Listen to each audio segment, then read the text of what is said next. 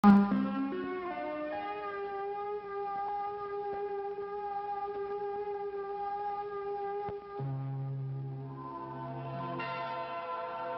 we think of space, we naturally think of the stars, solar systems, galaxy, the distant reaches of the universe.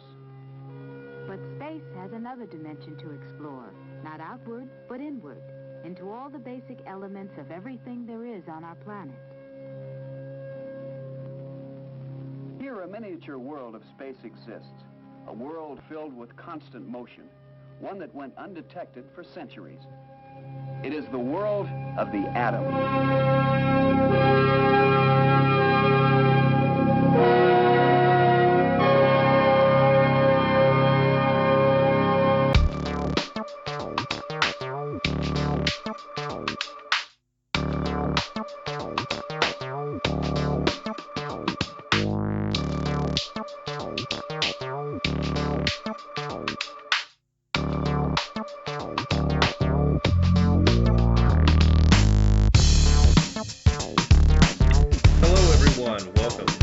To the Free Radical Media Podcast. I am Eric, ESP, as always joined by my co-host, Patrick. Hello, hello. And tonight, we've got a pretty fun show for you. We've got researcher Ross Hamilton on the show. He's the author of a couple of books. One, The Mystery of the Serpent Mound, In Search of the Alphabet of the Gods, and The Great Serpent Mound, Book of Wonders and Mysteries. So we're going to talk a little bit about that. Serpent Mound, for those of you who don't know, is an archaeological site in Adams County, Ohio. I won't go into too much specifics before we introduce our guest here. You know, we'll chat with him about it. Ross, welcome to the show. Hey, thank you. It's my pleasure to be here, guys. Yeah, well, it's a pleasure to have you. Yeah, thank you. You know, so we've been looking through your book. Most particularly, I just finished The Great Serpent Mound, Book of Wonders and Mysteries. Why don't you tell us a little bit about? Well, actually, first of all, why don't you tell us a little bit about yourself and your work and what it is you do? Well, I am a researcher, like you said. My education is just general liberal arts. I went to the University of Cincinnati many years ago. I wouldn't even want to go back to college now, just because things have changed so radically. In those days, you could still leave your front door open in certain neighborhoods, and the teaching staff wasn't demanding outrageous fees for single semester term work, and everything was just kind of 60s, and that's when I went to school. So I pretty much ended up majoring in English, and I had to take special writing courses from an actual professor of English from England, who turned out to be a close friend of mine. And so I started, along with him, a magazine, and it just kind of took off from there. After my friend died, his name was George Arnsby Jones, I sort of had to take up the cross, so to speak. And he and I were both initiated by a perfect master of spiritual science who was from India, and his name was Sant Kapal Singh. These guys in India, they train you in the internals of your projects. Everything for the Indian saints is very much based upon internal disciplines, sitting for long hours focused without moving on internal objects, listening to internal sound, the sound current, and focusing in the forehead so that you eventually open up your inner vision. So we're pretty much encumbered by what they call in India karmas.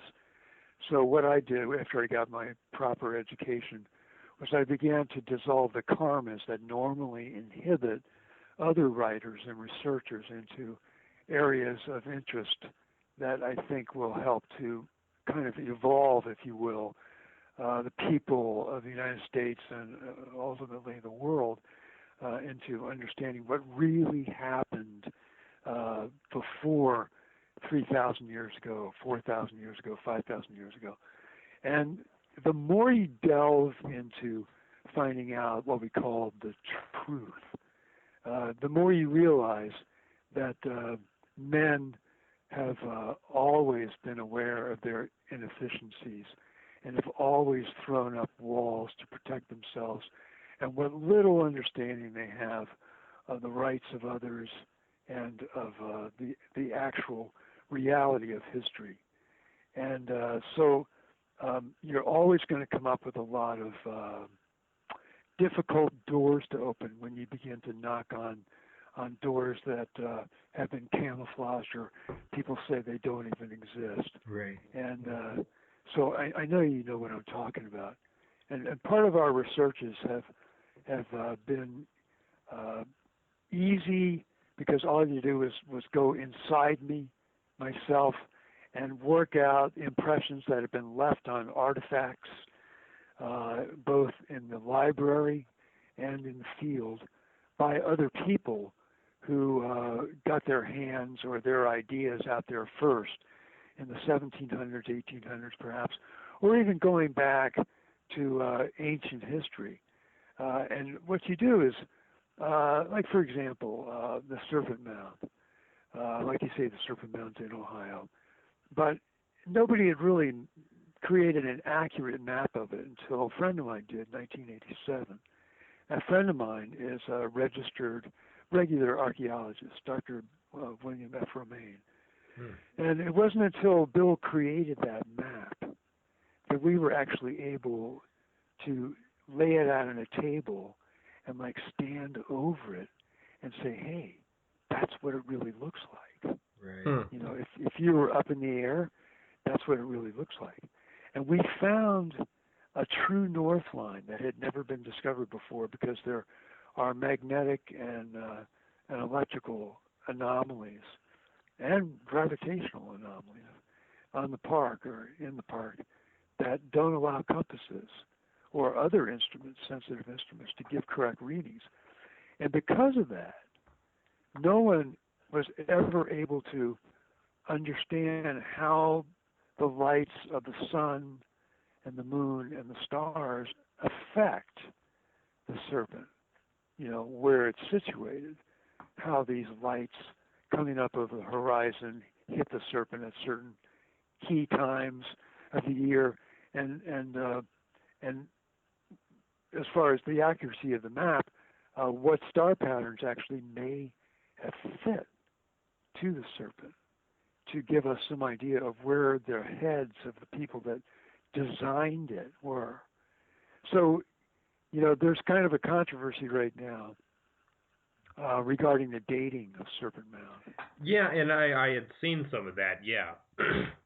There seems to be some kind of, like, debate within, you know, the archaeological scientific community about what the date is on the creation of Serpent Mound. Exactly. First of all, we have to understand that when we're looking at earthworks, and somebody says, well, when was it built? They're thinking that's when it was designed. Mm-hmm. Okay? Okay, yeah. Now, we now think that the serpent was constructed about 2,400 years ago, maybe a little earlier than that. And the odd thing is that when the star pattern from Draconis is laid over it, it betrays a date of design for the serpent according to the ways the stars were trapped in the design of the serpent of 5,000 years ago. So to me and to others who subscribe to that kind of theory, to that wisdom, including the star patterns with the sun and the moon and the carbon dating, you're only left with one possible answer, and that is that the serpent originated 5,000 years ago, but it somehow deteriorated and weathered away, but was reconstructed from its remnant by the Adena and Hopewell people. Okay, all right. So okay. From what you said, then you're saying it's a very ancient site that's been preserved by multiple cultures. Exactly. Okay. Yeah, very, very well said. Okay. So we have this major mystery, and one of the problems with archaeology, and I'm part of the archaeological community in Ohio because of my writings.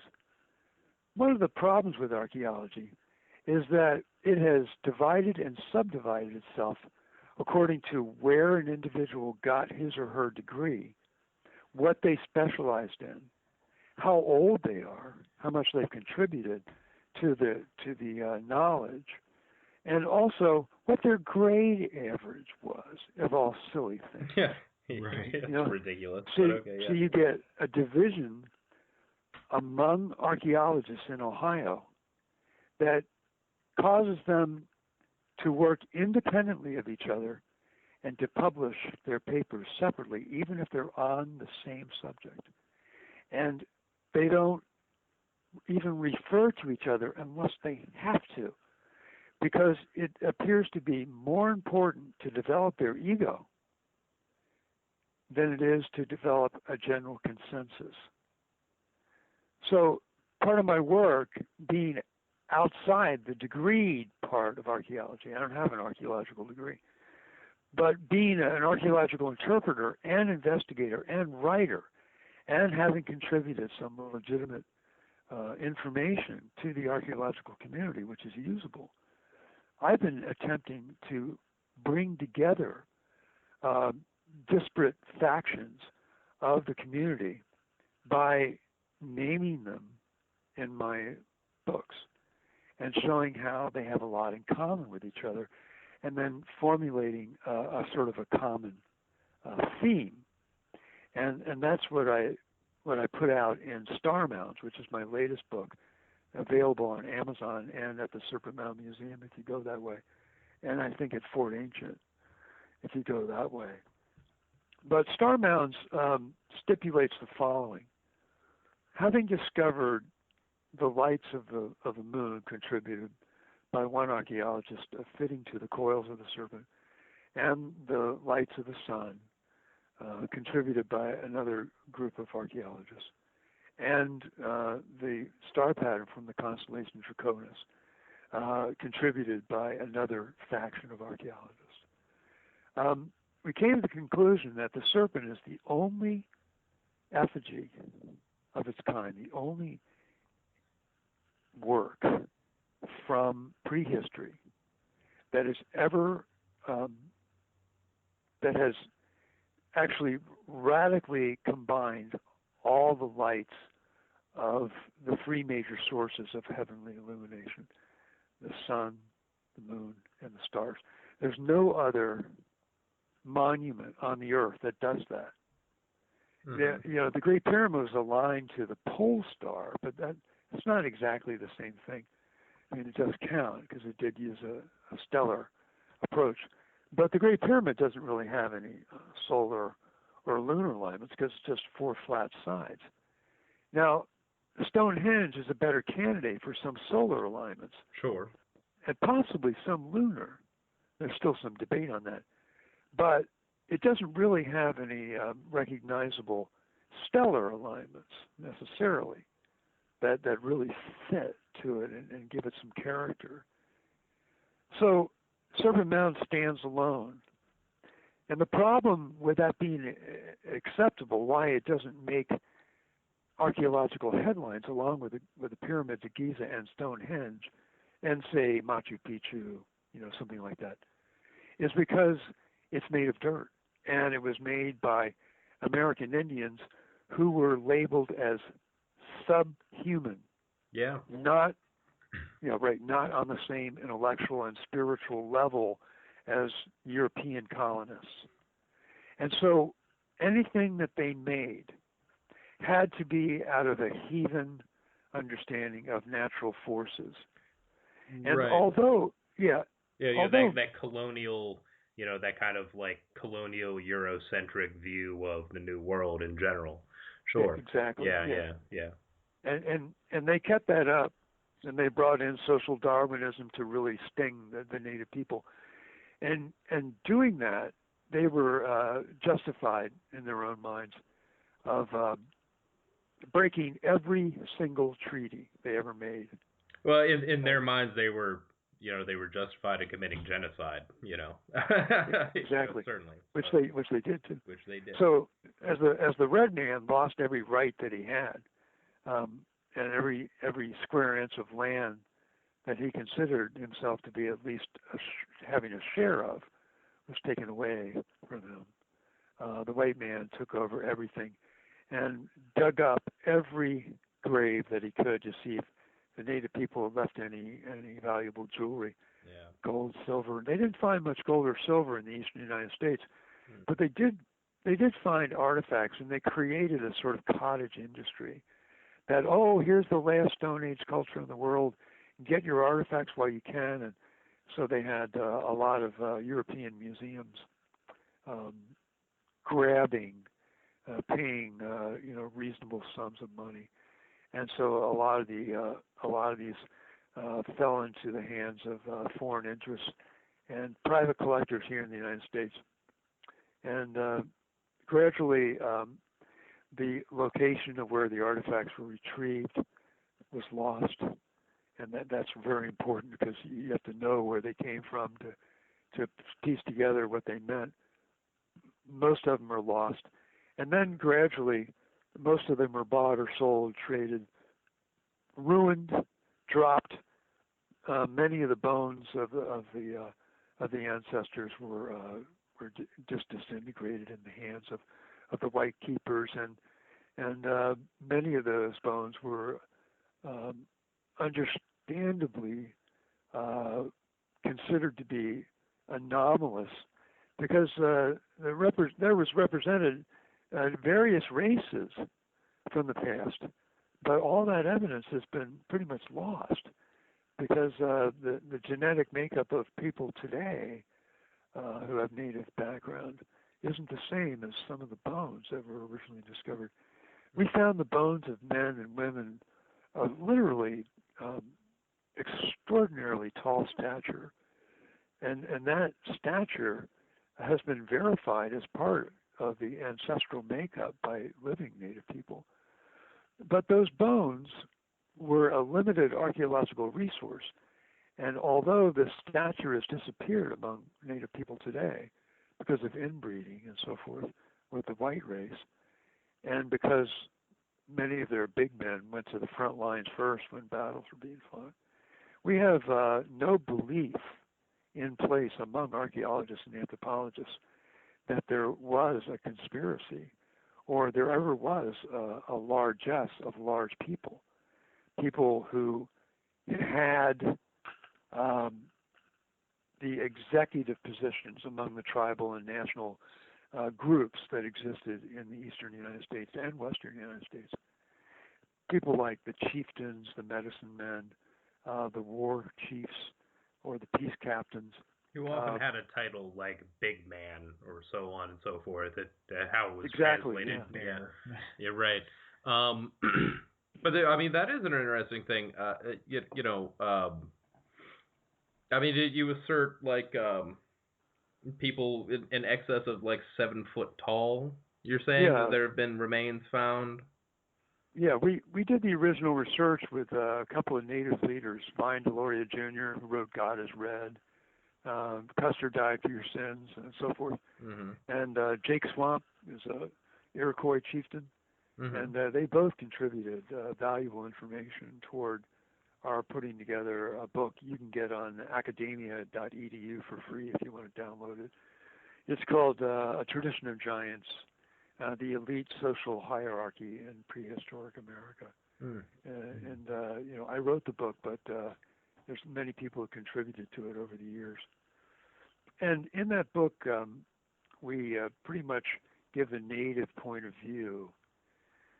We published a couple of papers online around the year 2000, and these unfortunately were picked up in on various websites, and the giants were construed by immature people to be alien invaders, to be a race of Nephilim that originated in biblical territories and immigrated to the United States, and a lot of other garbage and nonsense that has caused the general community, internet community, that found some interest to just be turned off by the whole thing.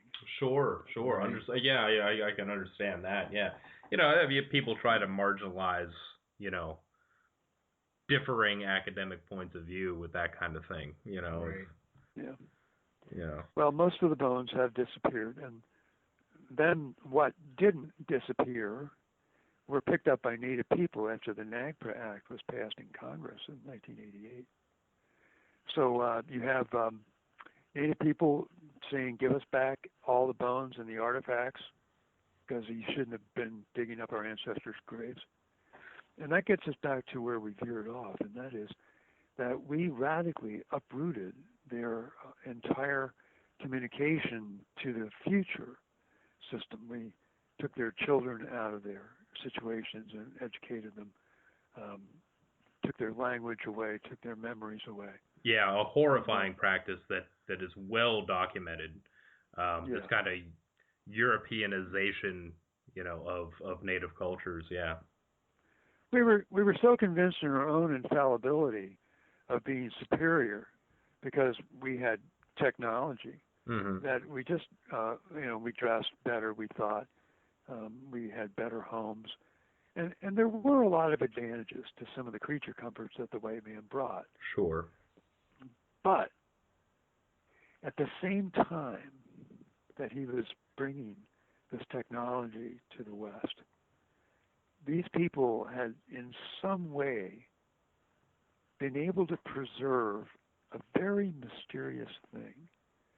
And that preservation lived in the literature of the testimony of Native people right into the 1700s and 1800s.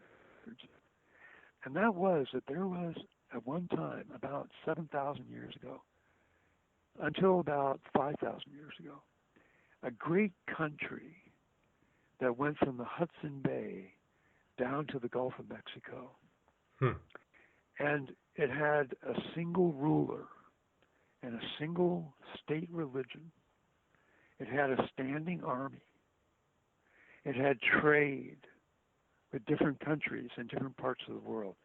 China, Egypt, even areas of northern Africa, apart from possibly even the Fertile Crescent. Europe were enjoying trade, especially copper trade and ceramics from this group of people. And it gets even more interesting that they possibly had a language that was standardized and had a written form. And that in some way that we don't understand, that was due to an invasion from the Chinese, the ancient Chinese. Their civilization was entirely overrun and replaced by a hybrid culture that was partly indigenous and partly foreign. And they kept their stories, but they lost their spiritual technology. Now, I don't know if you're familiar with John Mischel's writings or Rudolf Steiner, but there is believed to have been a world culture no more than 12,000 years ago, and possibly revived about 7,000 years ago, to about ending about 5,000 years ago. Same time this country, which I call Great Manitoba or Kitty Manitoba, existed here in the eastern United States, that understood how to tap into the magnetic body of the earth and retrieve the magnetic flux and convert it into a sort of living, life-giving electromagnetic stuff that they were allowed or they were enabled to animate their temples with. And their, what we call Manitous, The Manitous operated using this stuff that was distilled out of the air and the earth in their temple systems. And we have 70 of them in the Ohio Valley. The serpent was the central Manitou. And this system is remembered in much of Cherokee tradition as being an enlightened method for extending the life expectancy and extending the intellectual ability to that of what they consider to be gods for their people. And that's why the people took up a major, I want to say architectural. It was an architectural flourish at that time, and that's what the Adena and the Hopewell revived. But they also had an agricultural bend that flourished within the confines of these 100-acre lots or 500-acre lots that were enclosed in circle and square and other magnificent geometric figures all through the Ohio Valley into West Virginia, northern Kentucky, and eastern Indiana. And what we think they were able to do was use the naturally occurring earth energies of the Serpent Mound meteor crater and focus it into the serpent, draw the energy up to that point, and then kind of refine it on various levels through creating a sort of cutaway throne for the serpent. I don't know if you've ever been to Serpent Mound, but it's on a massive deposit of dolomite that was carved out to vaguely resemble the shape of the serpent. Yeah. It's about, I don't know, it's probably about 600 feet long, and it has Brush Creek on one side on a sheer cliff that goes down about 80 feet, and on the other side you have an equally sheer, almost, cliff going down the same amount to another stream bed, and then it tapers back to the parking lot. But we found out recently that electrical forces generated from highly faulted areas tend to accumulate on bars of highly semiconductive material, like dolomite that the serpent's on, like the Great Pyramid is made of. Mm-hmm. And just in the same way as they believe that the Great Pyramid would kind of muster or kind of marshal a tremendous amount of acreage, and by covering that acreage, it would gradually kind of draw in the earth current and refine it up on its slopes so that it would produce an electrical spark at the top of earth energy, just a powerful static charge. And that's why the Greeks call the pyramid pyramidos, because it's from the word for fire. And with that electrical charge, they were able to put a conductive capstone on top and a tiny little diamond or quartz crystal that would be cut in the same shape as the pyramid so that it received all the sympathetic energy. This is a little bit, esoteric. And boosted by the power of the Ark of the Covenant within the King's Chamber, they could draw a tremendous amount of cloud structure to them. Because clouds contain talk about free radical. They would be drawn because they contained in them just billions and billions of tiny little electrons, each of which held together in suspension a water molecule. And that's basically what clouds are. They're billions and trillions of water molecules held together by trillions of little sparks of negative electricity. And so when a very positive charge, which has a few electrons and a whole lot of magnetic energy attached to it, is freed off from the body of the Earth. The Earth normally recycles its magnetic essence from between the poles, but the Earth rotating through its own body tends to draw off amounts of that charge and turns it into a low voltage kind of positive electrical charge. Has very few electrons, but a lot of that magnetic flux like you get when you rub your feet going across the carpet in winter. And so they were able to control the weather in the very ancient days using these pyramidal or otherwise temple structures like the Acropolis. Likely did this. It was a post-Atlantean colony. Yeah.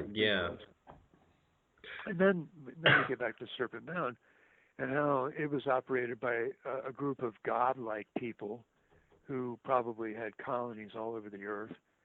You know, they're not from another planet. They were us when we got our acts together. Right. And basically we're able to transform the Ohio Valley for hundreds of square miles, and was kind of sympathetically boosted by a number of other sites that had a similar technology, kind of complementing the central serpent. Now, is it accepted in mainstream academia that the Serpent Mound is correlated to the constellation Draco? Is that an accepted idea? I would say that it's because it makes a lot of sense that it's acceptable, because by most people that have read the literature. Right.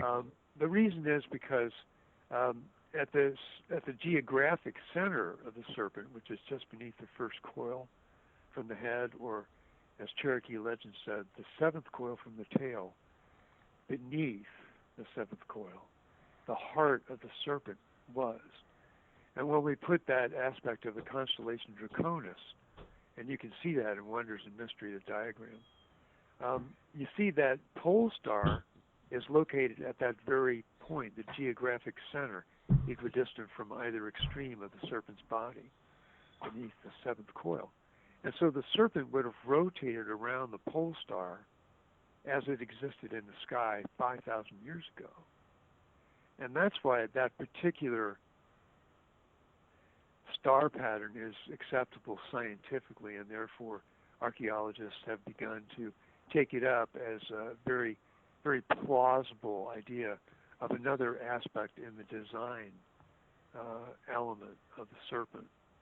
So you have sun, moon, stars. And then in Star Mounds, what I did was I showed how all the other earthworks around the serpent embody all the other stars surrounding, and that they made a very tight-knitted patchwork quilt. And in that patchwork quilt, the serpent is dead center of it. And every other star in the night sky is sort of embedded into another earthwork, like Mound City has the rest of the constellation Draco as we look at it today. I actually have a number of questions here, Ross, about what we've talking about. Probably 3 or 4 questions here. First of all, very briefly, you said something that interested me. The Ark of the Covenant in the King's Chamber at the Great Pyramid of Giza. I've heard of the Ark of the Covenant showing up all kinds of places. I've never heard of it being located in the King's Chamber. You want to talk about that just for a minute? Yeah. The first time I heard about that was from Patrick Flannery, who is kind of an occultist. He doesn't make many public appearances, but if you look up Patrick Flannery, you may be able to find that in some of his writings from the 60s. And it just sort of dropped out of appreciation after that. The reason that idea works is because back in the 60s, there was an article written in Popular Mechanics, I think, or it was Scientific American, I'm not sure which, because I haven't been able to locate a copy, that at Minnesota College, a group of students teamed up with their professor, and they decided they were going to replicate a 1/4 scale version of Moses' Ark. So they got the right wood, the sateen tree, which is related to teak wood. Mm-hmm. Kind of, it's kind of musical when you could make wind chimes out of it. Yeah, it's definitely got a frequency, a resonance to it. Yeah, I've actually heard of this study, but describe it. Yeah. Okay, yeah. So anyway, they created this model. They had a carpenter make it, and both sides of the Ark it has an internal structure that's also, a perfect kind of rectangle. And they had to burnish it with gold to a mirror-like finish. And so they had, before anybody had created a laser, you know how a laser is made, you have basically a tube with two mirrors on either end. Mm-hmm. And one mirror is a little more porous than the other. And so when you introduce a fiber optic, the light from the fiber optic kind of radically goes back and forth between the two mirrors at the speed of light, and then it just shoots out one end when the light gets so intense that it's polarized to stay in a straight line, and it passes out from one of the mirrors. But it continues to generate, and that's why you can buy a little handheld laser to do, work with when you're pointing things out on a lecture, or play with your cat with one, Yeah. Cats love them. Well, the same thing happens with the arc. All you need is a luminous element to put in there. And as it turns out, sodium's luminous, but silica, pure silica is a very luminous element. It contains an electrical charge within it. That's not luminous to our eyes, but by scientific testing it is. And so they put the mercy seat on this, which is made of solid gold, and a couple of weights on top, and they hermetically sealed the thing, and nothing happened.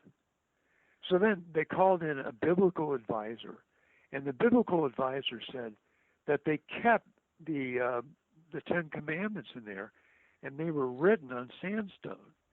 So they went out and they got some sandstone, some silica, and they powdered it and put it in there about between a quarter and a third, I think. And then they put the mercy seat back on. And oh my God, that's when all hell broke loose. It started to make sound, it started to moan, and they had to get away from it because it began to put off, just a tremendous static charge. And they were afraid that anybody that got close to it would be electrocuted. It essentially creates a battery then. I would say a kind of a capacitor, but it really, in a true sense, it's a self-regenerating battery. But it's truly a capacitor too, because it has the ability to throw off arcs of energy. And what they had to do was they took a really long pole and they knocked the mercy seat off, and that stopped the reaction. What happened was the energy from the silica bounced back and forth between the burnished gold. And it didn't do it just like a laser between two sides, but it did it between four sides. So it caused the light not to kind of go in one direction, but it caused it to spin in highly organized particles that passed through the mercy seat. And they said in the article that the sound it was making began to kind of resemble a human voice, like something was trying to talk to them in deep murmuring tones through the electrical charge, as though they had cultured the electricity that was gotten out of an elemental form into an intelligent oracle of some sort. And that's exactly what the Jews claimed they had, was an intelligent oracle of Yahweh. Right. But at some point somebody removed that from the Second Temple and put it into the Great Pyramid? I mean...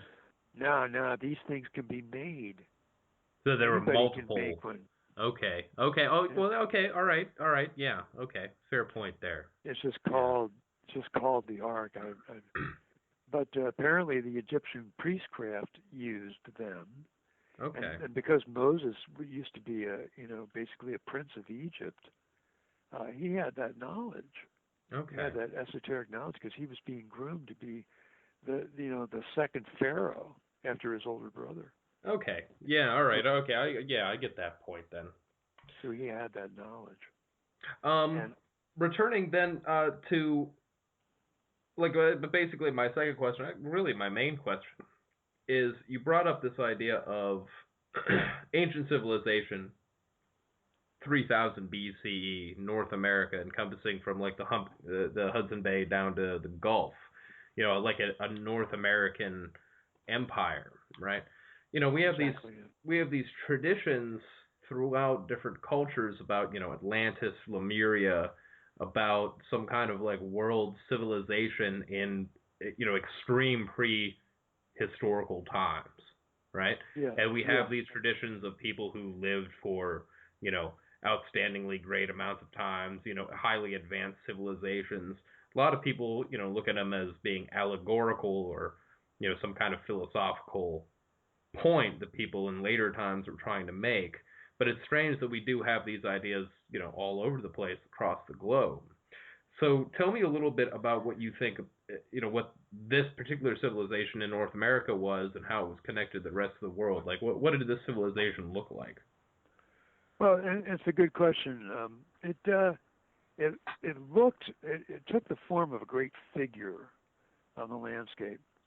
Originally, it was a figure sitting like cross-legged, like a chief would sit in his teepee. And it had different aspects to it.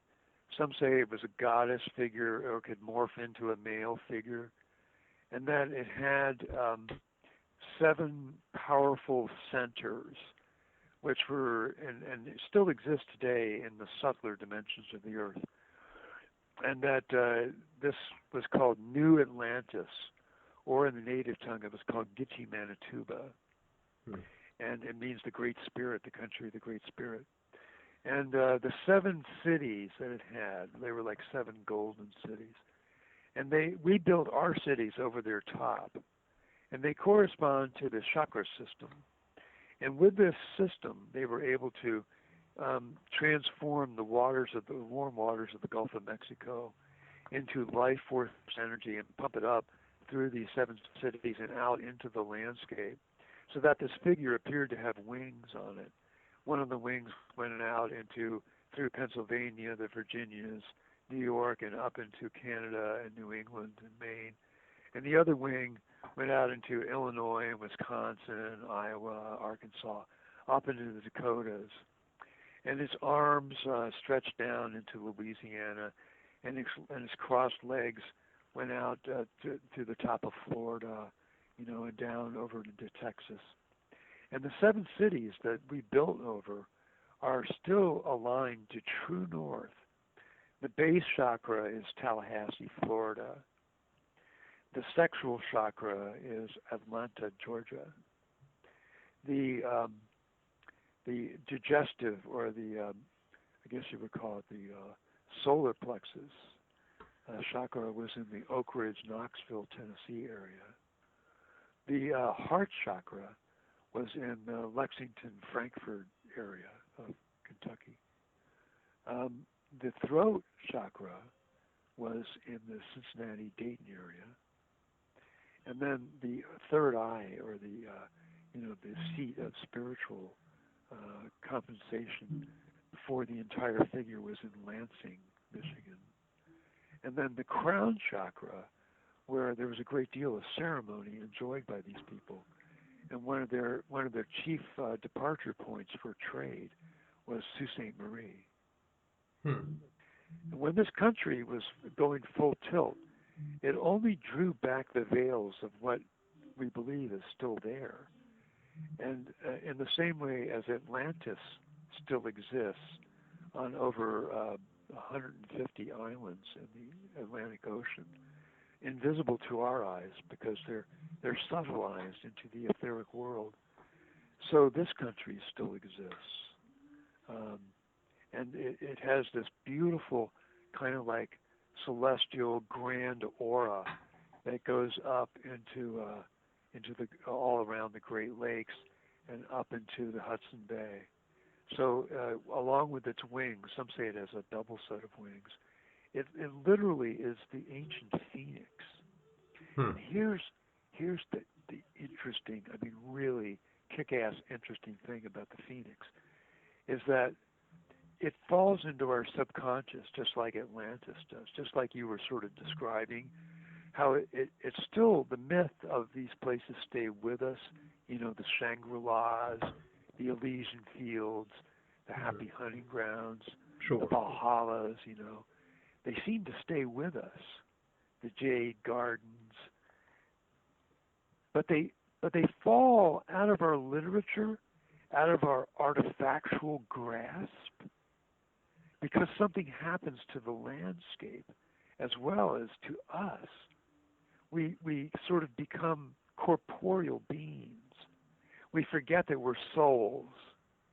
We don't know if we're people or if we even live on after death, because we lost the subtle sense of being able to detect our true nature through inversion of the attention. And while we're going through this sort of unregenerate devolution, the visible aspects of Lemuria, Atlantis, and Gitche Manitoba, and other countries around the world disappears from our vision too, and we become totally externalized. And the reason these places reappear from time to time, according to my research, is because we grow faster spiritually. We become more evolved back into a higher level if the truth is taken away from us. And so at one point, many, many thousands of years ago, when the planet was fully developed into a golden age mentality, we all got together, you know, we gods got together, immortals, you know, and we decided that it might be a lot of fun and really a very practical thing if we would sort of isolate the highest aspects of our civilization and create a sort of theater with a holographic projector within it that would enable us to embody in thick bodies that are still, like, you know, in the shape of our God bodies, but become very dense and give us a lot of gravity so that life becomes very difficult and make it difficult for us to remember who we are, and sort of get into a state of consciousness where we just are at wit's end trying to figure out how to find happiness again. And then, after 7,000 years of this goes, then we cause the phoenix to be reborn. And this is like an automatic mechanism that's built into the theater that ultimately spreads out across the entire planet, but starts right here in the Eastern United States. And so 7,000 years ago, from 2012, 7,000 years before, December 31st or December 21st, 2012, according to what I've been able to uncover, and others have contributed to this research, the myth says that a little worm will begin to become more and more popular on radio shows. and people all over the planet will begin to look at this little tiny worm and say, hey, that's really interesting because it seems to contain in itself all knowledge. And according to the legend, the little worm glows and glows, and pretty soon it turns into a little dragon, and it lives off of what was left to it by its parent bird, the last phoenix. And of course, the Egyptian phoenix was in the shape of a man, you know, a winged man. But the Greek version turns it into a great kind of angelic creature. Yeah. And according to Indian legend, Gitche Manitou rose up from its nest to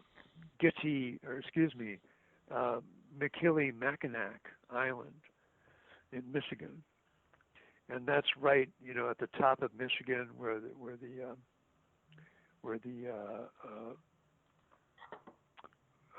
Upper Peninsula starts to its west, and that's where all the chiefs used to bury their honored dead in the days right up until the white man came, because that was the holy of holies. That was the spiritual sanctuary of the phoenix. And when it rose up, after it had stirred everything up in the Ohio Valley, the heart of the figure came to life, because the heart is Ohio, the heart of it all. Everything is geared to understanding this is true. So everything you hear is just, it may seem a little bit trite, but it's all part of it. And this enlivening came from the seed of the soul, and then the figure, it just put all of its energy and re-enlivened this great figure of the great chieftain who is supposed to be the living Maitreya Buddha, or the Christ power. And for 1,000 years, the phoenix lifted its wings and sent out waves of radical light that illuminated the entire darkened world. Of course, the world had fallen into darkness 7,000 years ago. And so this figure appeared, and it literally cast aside all the veils of illusion that had been created by this mechanism within the earth that creates the holograph. It's this huge, projector that's in the shape of a sphere within the earth that was created by the gods. I'm just trying to, tie this together. Sure. And so it was sort of a little bit below the normal landscape level, because that's where the astral body of the earth, but it was still quite accessible by most people by sea and by land. But it put out real spiritual light. And so about 6,000 years ago, this Eden started trading practices with all the other countries in the world. And from their spiritual technology, from their distilling the essence of the sky with that of the earth, they created luminous wines and meads and other intoxicating beverages, and put them into electrically preserving barrels, and they manufactured clothing and other wearable objects. They created objects of art and jewelry, and they created plants through giving their seeds the spiritual light that grew to be plants that were so exotic that if you ate the fruits of them, you could live to be much older, and you would grow as tall as the people had in Eden, which is about 10 feet on the average. And you had the blessings of all these 7 cities and all the farming cultures that were part of the phoenix's body. It was almost entirely agricultural, but they did have a standing army. As the phoenix began to drop its wings, the consciousness level of the indwellers of Gitche Manitoba, our Eden, began to drop. And by 6,000 years ago, the wings had almost completely come back. And then within 1,000 years, about 5,000 years ago, the Gitche Manitou made his journey back down to the Ohio Valley, created a new nest for the worm, and immolated itself.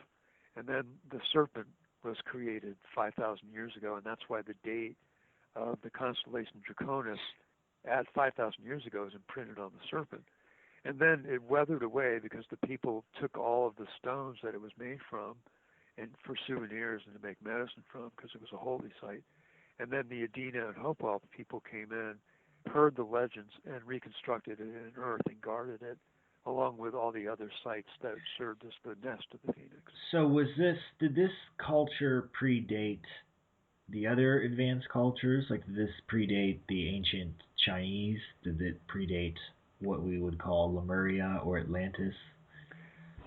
No, it didn't predate Atlantis and Lemuria. It's a very ancient idea, but I believe that at one point there was a world culture, and it was under the aegis of something called the Sons of Atlas.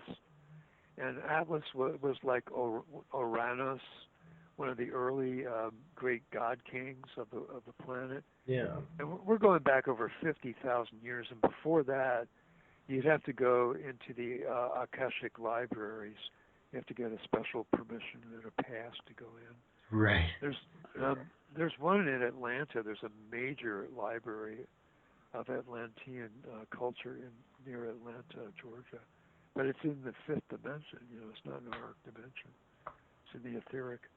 So one of the things that this culture does or did was it tends to pump a tremendous amount of free etheric essence into the atmosphere, and that causes people to get healthy and to breathe the sweet air extends the life expectancy.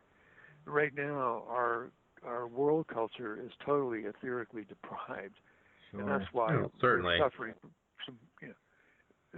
Gravity takes its toll. You've seen the Chinese movies where the practitioner of the martial arts is so perfected that he's able to float in the air, and do all these and jump over walls because his chi is so well developed. The perfect Taoist master, right? Right.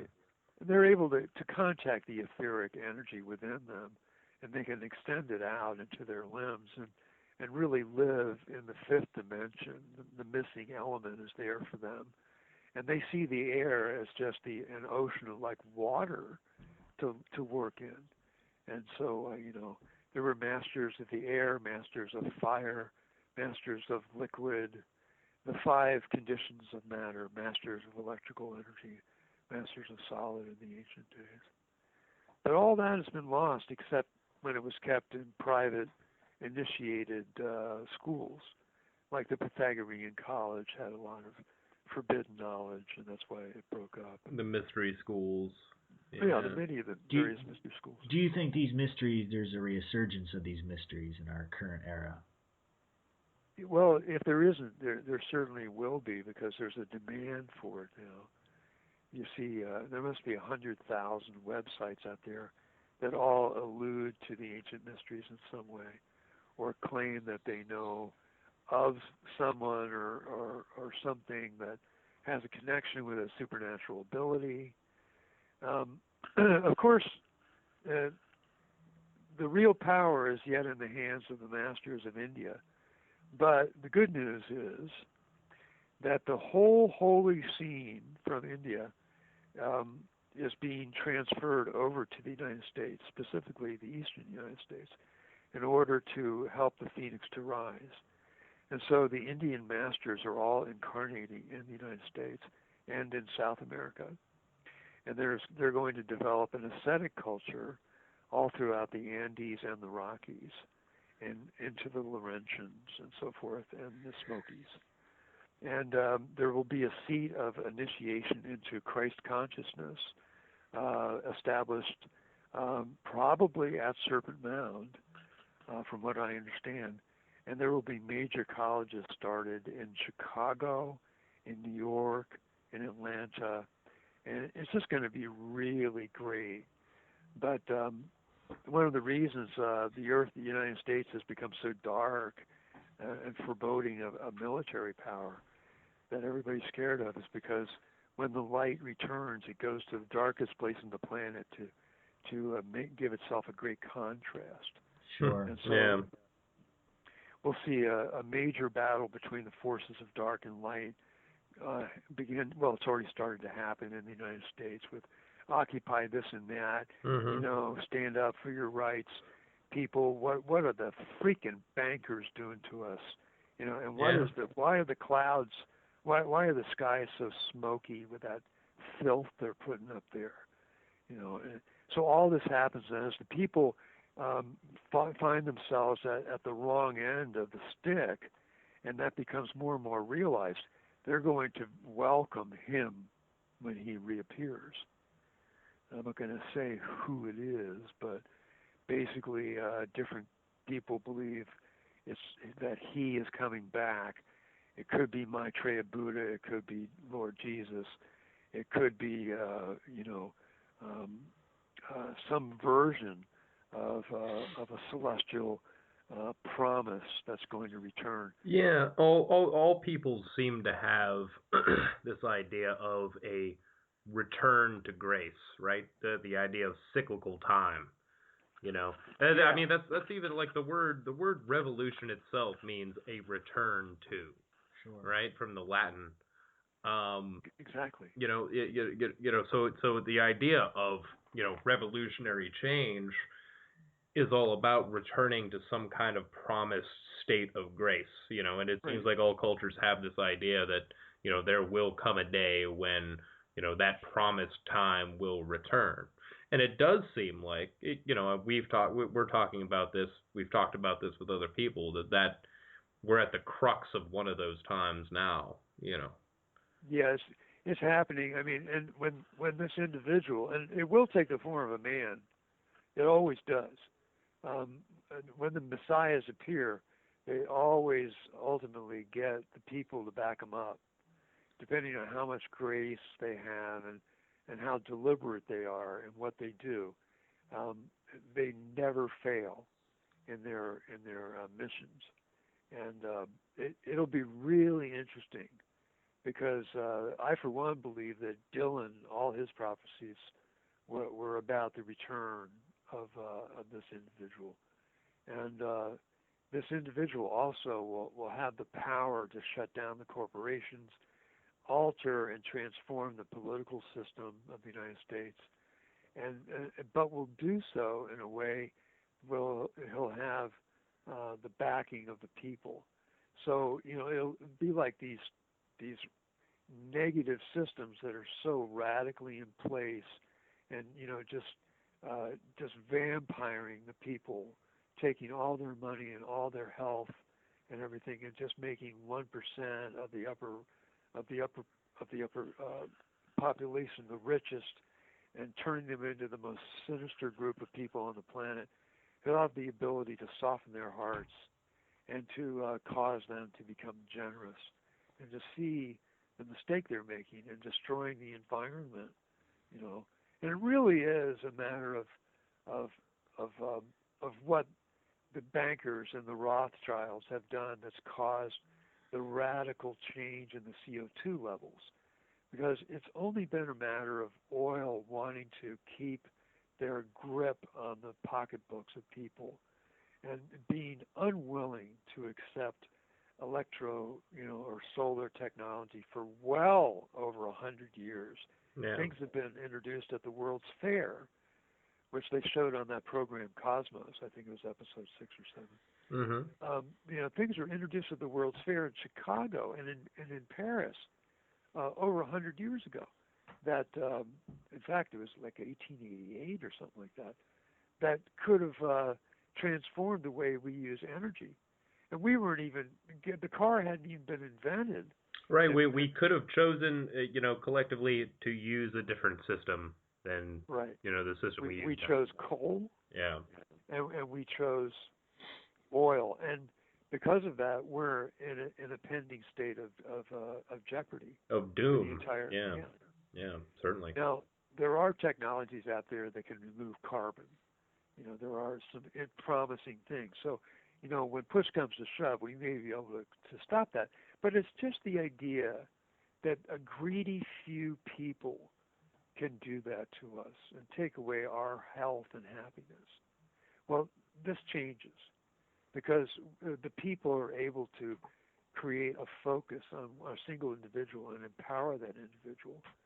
And also, according to the legend, this phoenix, this person, is able to flip the switch, and I think it's located at Serpent Mound, in the subterranean part of Serpent Mound. Mm-hmm. There is literally a switch that turns on the system of magnetic collection and begins the process of reigniting the 7 cities and switching on the lamps and reconvening the image very gradually, but then it begins to create a momentum. And they say, native prophecy says that it was introduced by Mary Summerrain in a book way back in the 80s, that when the phoenix begins to rise, hundreds of thousands of people will die because they won't turn inward to the light.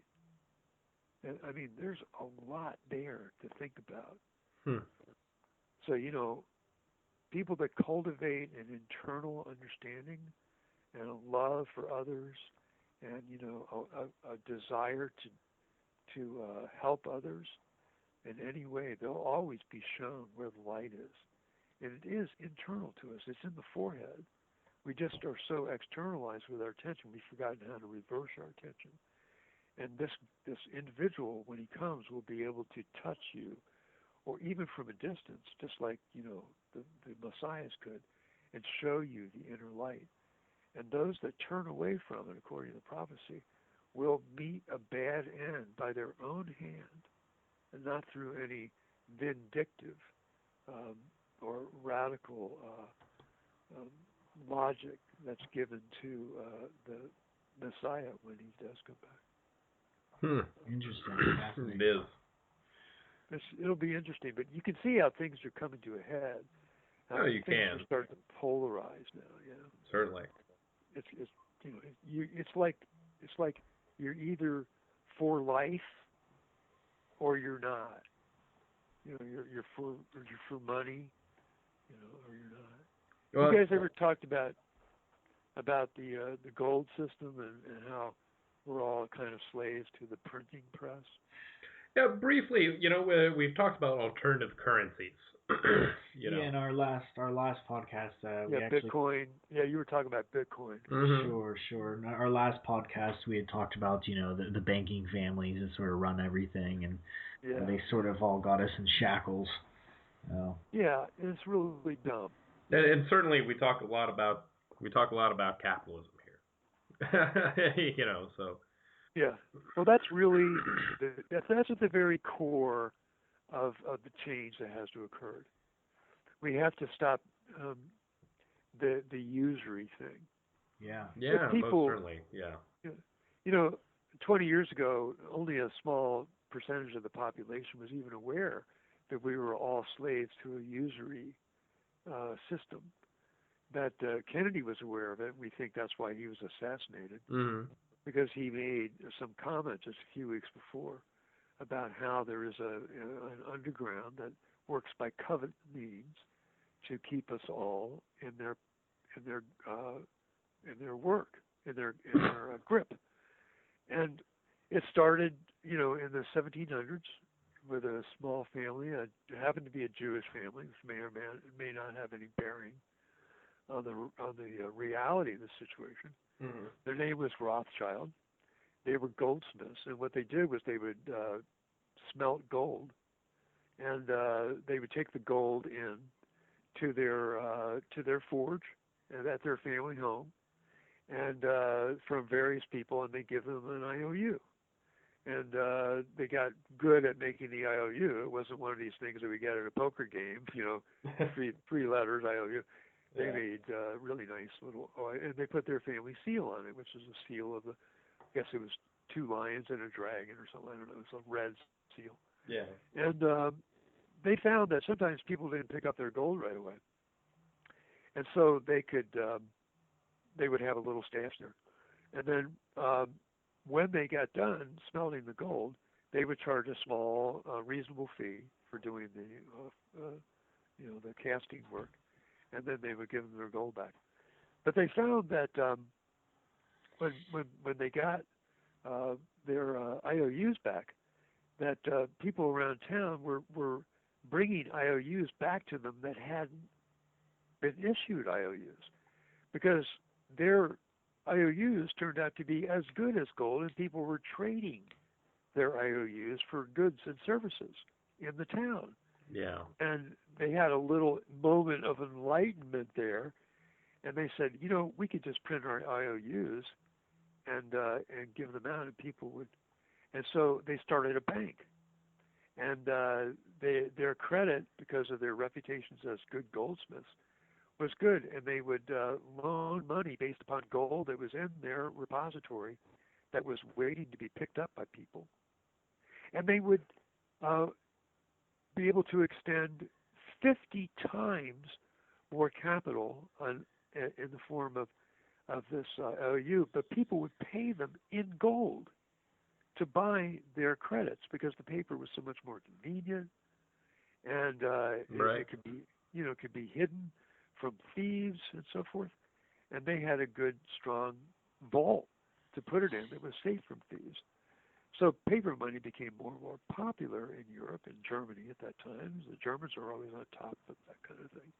Mm-hmm. And so pretty soon the Rothschilds became millionaires. And they didn't tell anybody their secret. And somehow it just got past people because there was a loop in the thinking process that they were able to kind of,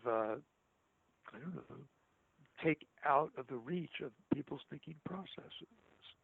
Now, because of the internet and so forth, and because of education, we know that they set up these usury-based banks in order to solicit funds for their projects, which turned out, because of their vast wealth and their reputations as being wealthy loan officers, to attract leaders of various countries. And so treasuries from France and from Germany and from England began to be emptied in order to buy credit and to be loaned credit from the Rothschilds. And in some cases, the Rothschilds didn't even put out any gold so these people could create their war machines. They just used the Rothschilds' name as credit. Right. And so they collected without ever having any risk, and collected. And very soon they became billionaires, but they didn't tell anybody because they were obscenely wealthy. And then their bread and butter became war. And so they encouraged the making of war. And old man Rothschild sent one of his sons to Italy. He became Italian, married Italian, became a speaker, and began to suck the Italian countryside dry of its gold. They sent one to England. England became under the spell, and pretty soon all of its gold interests and its banking interests were being sucked back to Germany. And then pretty soon France was sucked dry. And you have like the Protestant Revolution, the rise of capitalism. Are you familiar with a book by David Graeber called "Debt: The First 5,000 Years"? No, I've heard of that book. Yeah, it's excellent, and honestly, probably our listeners are very tired of me mentioning this book. It seems like every time we do an interview, I mention this book, but I think it's that important is the thing, and I'm trying to beat it into people's heads to read this book. He describes, anthropologically, 5,000 years of the rise of debt, credit, capitalism, money. I think it's an extremely important book. Yeah, it's good. It's good to be knowledgeable. Right. But when it comes down to it, you only have to know that, Jesus upset the money counter's table in the temple. He just upset it because he didn't want that going on. There was usury going on. People were buying silver coins from these guys just so they'd have proper coinage to pay their taxes with.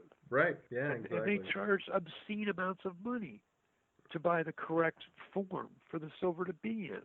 Right. It was the same damn thing. And Christ put an end to it, every once in a while. And Andrew Jackson, he was against it, or Thomas Jefferson, he sent Aaron Burr out to kill Hamilton because Hamilton was all for the British usury system. Alexander Hamilton was a financial wizard, but he was no financial beneficent. Mm-hmm. And even the whole historical, what we consider historical fact, that societies that we sort of spring from bartering, right? And if you look at any indigenous society today that hasn't been contaminated by the mainstream culture, they don't barter. They have gift economies. Exactly. That's just total historical revisionism right there. And they get us believing that, we bartered originally, and then from there we made this thing called money to make it more sophisticated and make it right. And it's just not how it works. Right. It's not true. The economists made that up. That's just made up. Right. It has no basis in anthropological fact. They just made it up. Right, and that's what pisses you off. Exactly. Yeah, of course it does. It's just another. It's a method of controlling economics and resources and commerce. And controlling Right. the mind.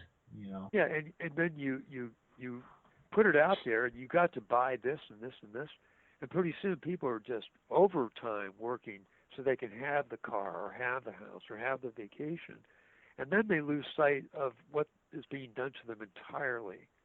And that's just really good cover that's been put out by, this mentality of usury, is get the people to spend the money they have so they have to borrow from us. Sure. Right. Sure. And then, and now with the credit card thing, and then the doing away of gold as legal tender. And it's like, who's going to have time to research these matters, and they're spending all their time working, Right. Yeah, and thank God for the internet, Well, It's changed a lot. exactly. We talk about that all the time. It's a free medium like that is so valuable, and that's really what's spurring all this on. But Ross, somehow we are out of time, my friend. It's been a great conversation. What I want you to do before we leave is mention your books, mention your contact information. Okay. My contact information is, I don't have no stinking website. I have a Facebook site, and I will accept anybody unless they're a whore. Unless it's a prostitute that obviously wants to get together, Right. Yeah. And it's under Ross Hamilton, and my icon is the Serpent Mound with snow on it. Yes. And I'll usually say, "Hey, how you doing?" if you message me. But I'll And answer you your did. questions. We just became friends earlier tonight. You didn't know who Yeah. I was, and you immediately said, "Hey, how are you doing?" You were very cordial. Yeah. So, and I'll answer any questions. If you have a good question about my work, I'll talk to you, for whatever it takes. And then I have a book for sale through Ancient American Magazine. Well, several books for sale through Ancient American Magazine website. Their bookstore. Just look under Ross Hamilton. You can get books on my Native American giants. And also on Amazon.com, I have my publisher out of Berkeley, North Atlantic Books, has a couple of titles up there. One is entitled "The Mystery of the Serpent Mound: In Search of the Alphabet of the Gods," and that gets back to how the serpent was. You have to read the book to find out. It also covers a lot of the geometry and astronomy of the Serpent Mound. And then my latest book, released in 2012, is it's called Star Mounds: Legacy of a Native American Mystery. That's also on Amazon. So if you just go to Amazon and just type in Ross Hamilton books, and you get my titles up. And if you like them, give me a good review. But please don't give me a bad review. One guy did for The Mystery of the Serpent Mound, and I think it just made a lot of people not want to buy the book. So, give me a good review. And Star Mounds is a good book. I think you'll like that. It's we put a lot of time and effort into it. And there's a lot of archaeoastronomy, a lot of science and geometry, and some really cool Indian stories that match up with the earthworks and the stars. Great. So, get that. And that's pretty much what I'm doing up to date. I am writing a new book that I'm going to submit to my publisher shortly about the Nazca figures, the figures of the Peruvian Nazca. Great. Yeah, I'm looking forward to that. Yeah. Yeah, there's a number of them on the plain there, and I think they were all meant to be put together like a puzzle that tells a special story. You know what? I think that's going to be the subject of our next interview, Ross. Cool. I think that sounds pretty interesting. Yeah. So I should be ready for it. I can send you a picture of what all the figures look like when they're put in their proper positions to each other. Great. Yeah. When that happens, we're definitely going to have to do that. That sounds good. Right. Yeah. Okay, Ben. Thank you, and it's been my pleasure. It was awesome talking to you, Ross. Yeah, it was great. Thank you very much. Ross Hamilton, Free Radical Media Podcast. Thanks again. Okay. All right.